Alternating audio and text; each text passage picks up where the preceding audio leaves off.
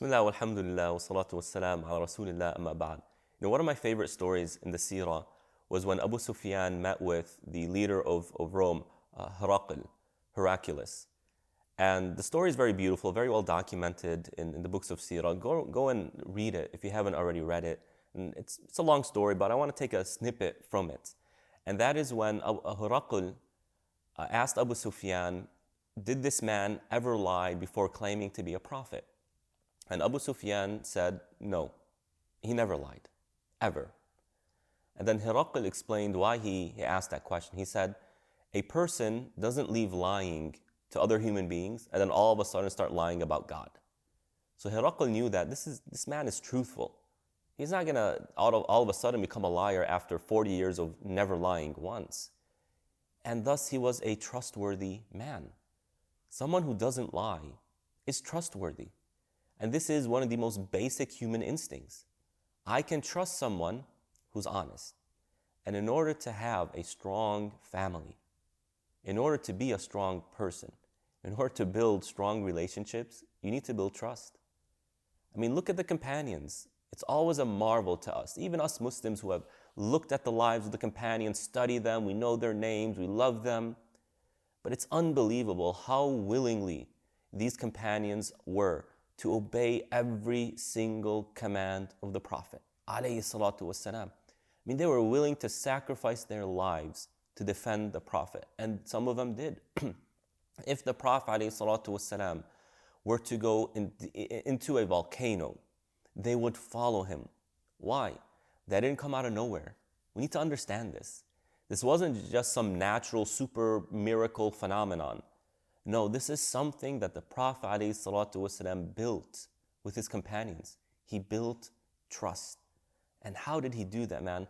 And why is it so important? I mean, even in the professional world, if there isn't trust between employee and employer, between the employees themselves, then that organization is going to fall apart. I mean, do the research, read about these things. We have this phenomenon of quiet quitting, or individuals who don't stick with the same job for more than a year. They're going from job to job to job to job. In a matter of 5 years, they have 5 jobs. And people are looking at this and they're baffled. This is very different than the previous generations here in America, where a person entered a corporation, they stayed with that corporation until they retired. So what's really going on? And one of the answers is, man, there's no trust. There's no trust between the employee and the employer. People look to these corporations as very corrupt. These CEOs, these executives, these stakeholders, they're in it for themselves, man. It's all about making money. And they won't hesitate. They won't blink an eye to fire half of the workforce if that means meeting their own quotas, meeting their own goals. It's not about the person. It's not about your livelihood. It's about their pockets. And they're willing to throw you out, throw you in the dumpster, if that means making more money. How can there be trust in such an environment, man? They're in it for themselves. Well, the same thing applies for families. When a child looks at their parents, are my parents really behaving in my best interest? Or are they just behaving because they just want to behave that way? And of course, we know, any parent knows that they do their best to work in the best interest and do things in the best interest of their children.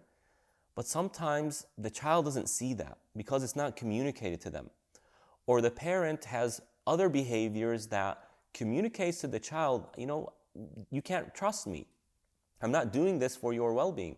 And sometimes between spouses, sometimes between siblings. And so we really need to be conscious about our actions, the things we say. How is that being interpreted by our family members?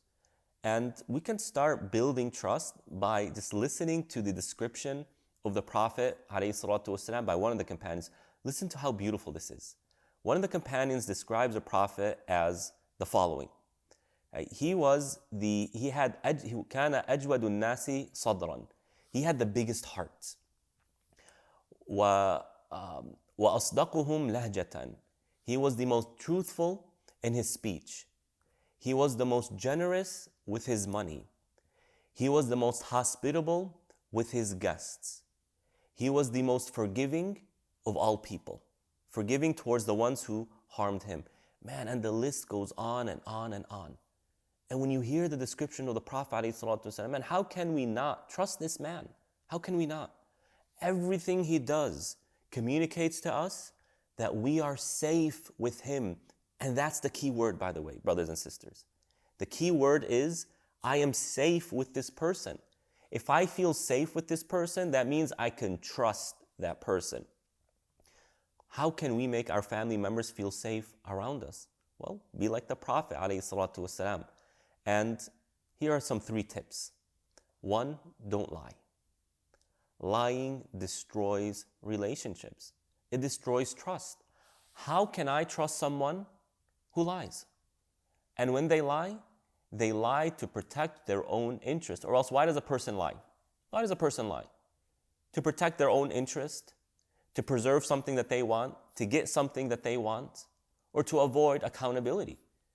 You know, when you look at scandals that occur within large corporations, you have different models of responses. Some corporations or the executives will come out and say, all the information is false, we didn't do anything wrong, there's some sort of conspiracy going on, only for journalists and the court and the legal system to find out that, no, you're lying. You are doing things that are wrong. You are making mistakes. And then the image of that person or those people or that company is completely lost in front of the eyes of the masses. Why? Because you lied. Now compare that with a scandal that occurred with Ralph Lauren, the clothing company. Ralph Lauren, the executives in America here, found out that some of their representatives in a different country were taking bribes, were giving bribes to bypass the legal system of that country. And when they found out, what they did was they immediately went to the government, the authorities here in America, and said, look, we have people in our company doing X, Y, Z. They came out and they were truthful. And when the issue reached the masses, they came out and they were honest. Look, this is what's happening. We apologize. It's wrong. It didn't come from the top, but it's wrong. We take accountability for this. We take responsibility for this. And we're ready to work with the government, with the masses, to make sure that things go smoothly from here on. Yet Ralph Lauren still exists today. And it's a respectable company in terms of the clothing industry. Well, why? Because they spoke the truth. So look at the 2 models. One did wrong and lied about it. The other did wrong and was honest about it. And look at the results. Massive difference. When a parent lies to their children, wallahi, they figure it out. You have these kids coming to me and saying, my parents said that if this is haram and that's haram. Or, the stereotypes. I love these stories where, if your shoe is upside down, that means the shaitan enters the home. No, there's nothing in Quran and Sunnah that says that. But why is a parent saying that? Well, my guess is that they're trying to get their children to clean up their shoes, put their shoes in the shoe rack instead of having it thrown in front of the house or at the doors of the home. And the only way they can figure out to convince their children is saying that somehow it's connected to the shaitan. Well, that's funny. But what happens later on when the child figures out that my parent was lying to me about what Allah and His Messenger say? That destroys trust. Lying destroys trust. Don't lie. And so the most trustworthy man in all of human history was the most honest man in all of human history. Right? So we need to follow that. Be honest with yourself, be honest with your family members, be honest with your children. Number 2 is that we need to be gentle. Gentle people are trustworthy people. And the Prophet ﷺ says the following about gentleness, rifq in the Arabic language. Inna Allaha rafiqun yuhibbur rifq. Allah is gentle, He loves gentleness. So when you apply gentleness, you are doing something that Allah describes Himself as being. And Allah loves that, subhanahu wa ta'ala. And then continuing the hadith, وَيُعْطِي عَلَى الرِّفْقِ مَا لَا يُعْطِي عَلَى الْعُنْفِ. And Allah gives to someone who is gentle, He makes things happen through gentleness that harshness cannot bring about. When you're gentle, you get better results than when you are harsh. وَمَا لَا يُعْطِي عَلَى مَا سِوَاهُ. And from gentleness comes things you won't get in any other way. And this is a very easy example. If you go to work and your boss, your employer, just scolds you, he's harsh with you. Why are you 5 seconds late? Why is this way? Why are you that way? And all they are is harsh. Are you going to trust that employer? Are you going to have a good relationship with that boss? Absolutely not. Why? Because they are not gentle. Versus, hey, so-and-so, I've been noticing that you've been lagging in terms of your deadlines.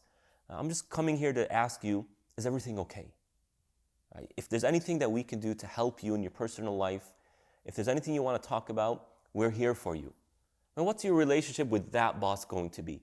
Man, you're going to trust that person, you're going to love that person, you're going to listen to that person, and you're going to be loyal to that person because you understand that this person is looking after you and you're not a pawn in their own agenda. You build trust. When all we find in parenting, we see a lot in parenting, just the hitting and the smacking and the yelling. You know, in our culture here in America, that doesn't end well. It destroys the relationships. There's no trust. If my father comes to me and asks, my son, did you pray Dhuhr prayer? And I didn't pray Dhuhr prayer. And I know if because I didn't pray Dhuhr prayer, my father is going to be upset and he's going to yell at me, he's going to ground me. What do you expect me to say? I'm going to lie. I'm going to say, yeah, I prayed Dhuhr prayer, even though I didn't pray. Why? Because there's no trust. I don't trust my father to do the right thing when I do something wrong. So what do I resort to? I lie. So if you want to build trust, you have to be gentle. And finally, if you want to build trust, you have to be generous. Generosity is a key component of the Muslim character. And it's essential to the health of relationships. Allah is the most generous. Well, why? Why is Allah generous with His creation? To show the creation, I care about you. To show the creation, I created this universe with your best interest in mind. Well, that's a God I will trust. Well, what if you're generous with your family members? Won't they trust you? Of course they will. Because they see you're willing to put your resources, your personal resources, your hard-earned resources to make them happy for their best interest. So a generous person is a trustworthy person. I mean, look, a lot of these multi-billionaires and multi-millionaires, they're always involved in philanthropy.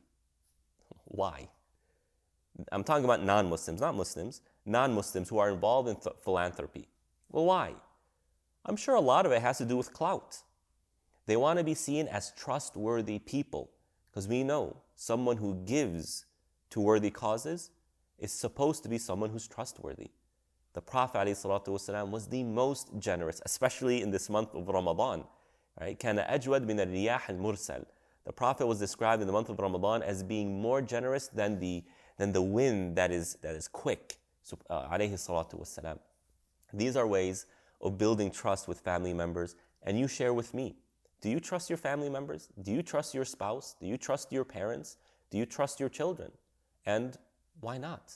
Let us know. Let's learn from one another. Oh, and by the way, if you're liking these videos, please share and give it a like, and let the good of these videos, inshallah, reach a maximum amount of people. Wassalamu alaikum wa rahmatullah.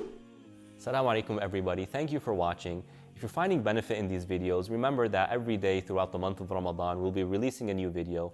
Our goal is to build a stronger family, especially in our times today when the family unit is really dissolving. It's so important for us as Muslims and to serve as a role model for all of humanity.